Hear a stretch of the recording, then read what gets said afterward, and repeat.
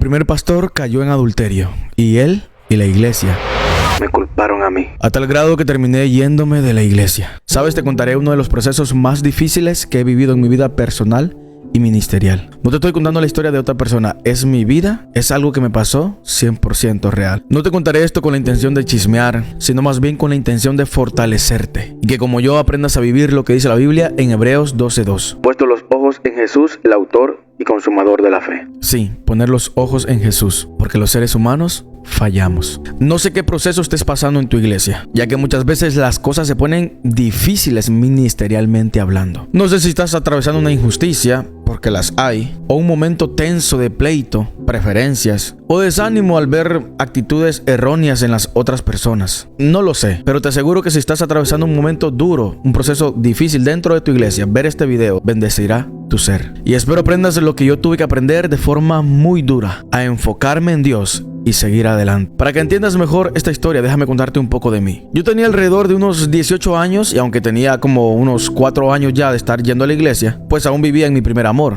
y creía que todo en la iglesia era bueno, que todo era color de rosa, que no habían problemas, que todas las personas que servían dentro de una iglesia pues eran personas buenas. Pero dentro de muy poco me daría cuenta de que no es así. Pero continuemos.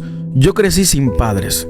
Ese es un tema que tocaré más profundamente en otro video. La cosa es que cuando tú eres una persona que crece sin figuras paternas, por naturaleza buscas ese afecto en alguien más. Esto se conoce en la psicología como carencia afectiva o hambre de amor. Una necesidad profunda de sentir cuidado, aceptación, protección. El ser humano que experimentó el abandono o que simplemente creció sin el cuidado de alguien, experimenta algo llamado un vacío emocional, una sensación interior de falta o soledad, que se intenta llenar con una relación o con atención de las personas. En el lenguaje cotidiano a veces se les dice personas con heridas de la infancia, con necesidad de afecto. Y esto le pasa a tantas personas que Dios, sabiéndolo todo, trata a este tipo de personas de forma espiritual, dándonos ánimo con lo que dice Salmos 27:10. Aunque mi padre y mi madre me dejaran, con todo Jehová me recogerá. Bueno, a lo que quiero llegar es que yo fui este tipo de personas que estuvo así, sintiéndose solo por mucho tiempo. Nací en una familia disfuncional, donde siendo niño sufrí el abandono de mi madre y la pérdida de mi padre, dejándome completamente solo, literalmente solo. Pero cuando Cristo llegó a mi vida, cuando yo llegué a la iglesia, todo cambió. Me convertí al cristianismo en junio del 2008, en un culto de jóvenes donde predicaba precisamente este pastor del cual te estoy hablando. Desde ese día déjame contarte de que yo miré a este pastor como una figura paterna. Me acerqué mucho a él y a su familia.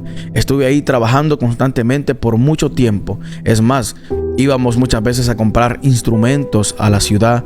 Iba yo a veces a quedarme a su casa y realmente sentí que tenía la atención, el amor que no tuve de mis padres. Lo empecé a ver como un ejemplo, como una persona en la cual yo podía confiar, con la cual yo podía desahogarme, a la cual yo podía pedirle que orara por mí y realmente establecí un vínculo muy cercano a él. Desde los 14 años lo empecé a ver a él como esa persona que estaba para mí en las buenas y en las malas. Pero lamentablemente un día sucedió. Algo empezó a cambiar dentro de la iglesia.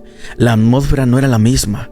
No se sentía la misma presencia de Dios. Cuando él predicaba, las personas no se convertían como lo hacían antes.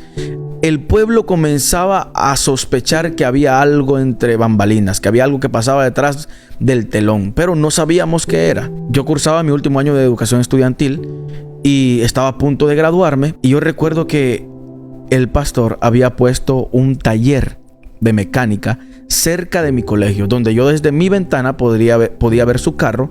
Desde la ventana del colegio podía ver su carro si él estaba allí. Y un día decidí pues salir del colegio e irlo a saludar. Nunca me esperé lo que realmente iba a ver allí. Nada me preparó para lo que yo iba a ver ese día.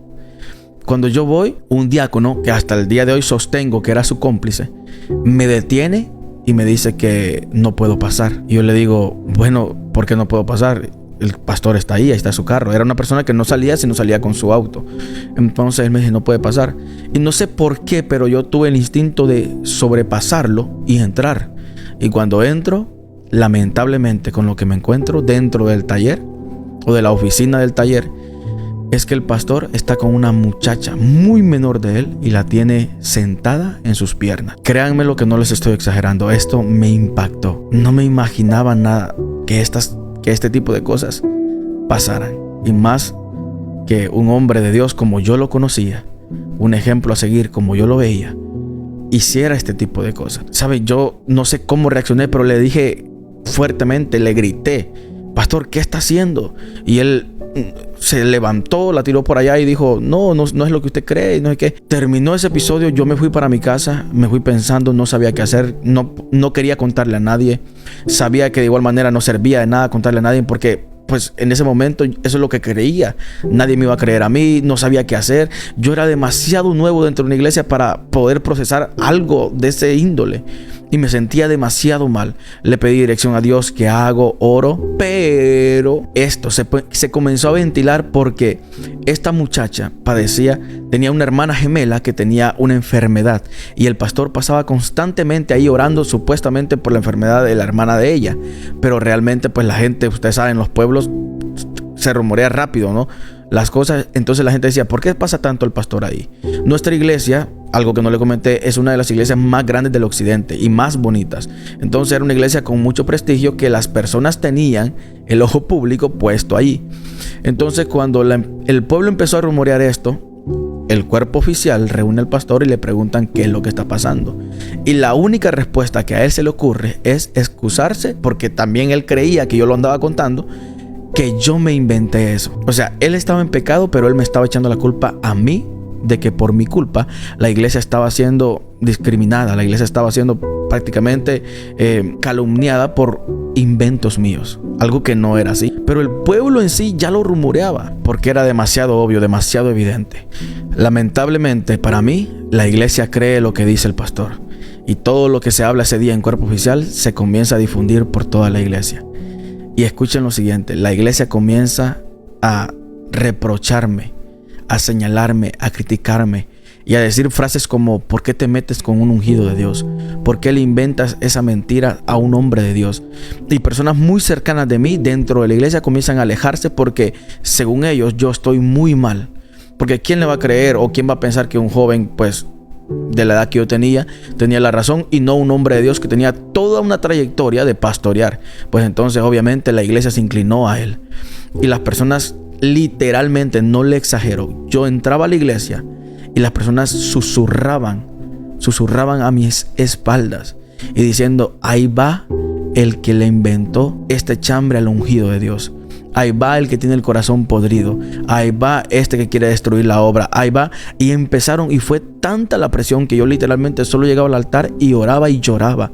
Y le decía al Señor que me diera fuerzas, que qué podía hacer. No sabía qué hacer. Aún personas dentro de mi familia que estaban ahí en la iglesia, me dijeron una frase que pues no olvidé nunca. Me dijeron: tú tienes un corazón podrido. ¿Cómo te inventas tal cosa de un ungido, de un hombre de Dios como el pastor? Yo ya era músico en ese entonces, yo ya ministraba. El pastor hacía todo lo posible por hacerme sentir mal. Cuando yo tocaba, él pedía a otro músico, él pedía alabanzas que él sabía que yo no me sabía, que eran muy antiguas, todo para hacerme sentir mal, para hacerme ver mal. Fue tanta la presión, y doy gracias a Dios porque aún en medio de todo eso hay personas que son de Dios, que ellos saben la verdad y que me ayudaron, que me dijeron: nosotros sabemos de que usted no se va a inventar algo así. Pero lamentablemente la mayoría de la iglesia se vino en contra mía, a tal grado que tuve que salir de la iglesia. Y sí, me fui a otro lugar. Cambié una iglesia muy lujosa, por decirlo así, por una galerita de tierra, ahí donde se reunían unos hermanos a orar, entre unos 12, 14 hermanos. Ahí llegué, no habían instrumentos. Dios me usó en ese lugar. Yo fui el encargado de ir, comprar instrumentos, aprender un poquito de cada instrumento para enseñarle, formar un ministerio de alabanza. Y formé un ministerio de alabanza con la ayuda de Dios, que hasta el son de hoy creo que es uno en los que más hemos desarrollado. Me desarrollé espiritualmente, ministerialmente, y la verdad que Dios fue muy bueno, y me quedé ahí en esa iglesia y ayudamos a crecer esa iglesia. Y esa iglesia hoy en día pues es la iglesia, hablando físicamente, más grande de mi pueblo. Pero no fue un proceso fácil. No fue un proceso fácil, fue muy difícil. Nunca quise irme de un lugar donde yo había crecido y nacido espiritualmente. Pero déjame decirte lo siguiente: la Biblia no se equivoca, y todo tarde o temprano sale a la luz. Mientras yo ya estaba en otra iglesia, ya Dios me había hecho pastor de jóvenes en otra iglesia, ya Dios me había usado para ir y predicar en muchas calles, para ir a predicar a cantinas, a colegios, para ir y ganar almas. Este pastor del cual te estoy hablando hizo algo que no pudo esconder, y es que embarazó a la muchacha con la cual él estaba engañando a la pastora. Y sí, la iglesia comenzó a llamarme. Las personas dentro de mi ex iglesia empezaron a buscarme y a decirme: lo sentimos, hermano, perdónenos, nos equivocamos. De verdad que usted tenía razón. De verdad que fue el pastor el que cometió el error. Y sí, los perdoné a todos porque a eso nos manda el Señor.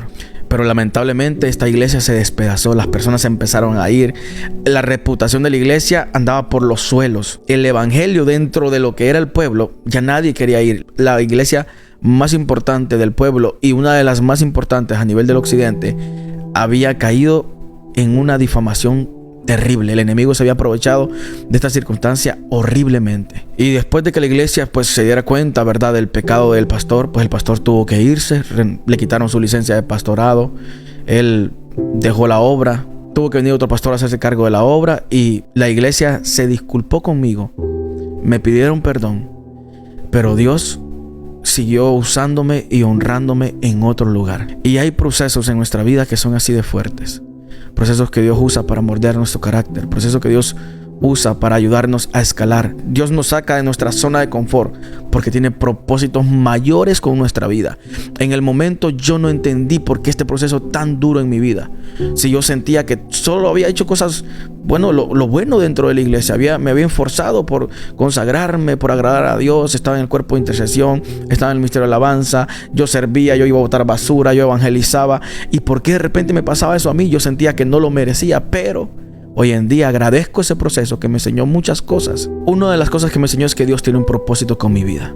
Estoy convencido de eso. Y la segunda, que creo que es la más importante, es que debemos de enfocarnos en Dios y no poner nuestra mirada, nuestra esperanza o idealizar al ser humano, porque como seres humanos cometemos errores y fallamos. Yo no sé qué proceso estés viviendo tú en tu iglesia, pero déjame decirte que Dios tiene el control de eso. Quizás sea difícil, quizás sea duro, quizás sientas que ya no puedes más, quizás te sientas como yo y quieras renunciar a todo, pero déjame decirte que si Dios está en el asunto, tarde o temprano las cosas obrarán para tu bien. Pero si yo hubiese desistido y me hubiese ido al mundo y hubiese renunciado al evangelio por lo que un pastor me hizo, Germán no estuviera hablándote aquí. Toda la gloria y la honra sea para Dios. Hay procesos que no son para destruirnos, aunque sean duros, son para hacernos más fuertes y enseñarnos lecciones. Mi nombre es Germán Pérez. Coméntame tu proceso, me gustaría leerlo.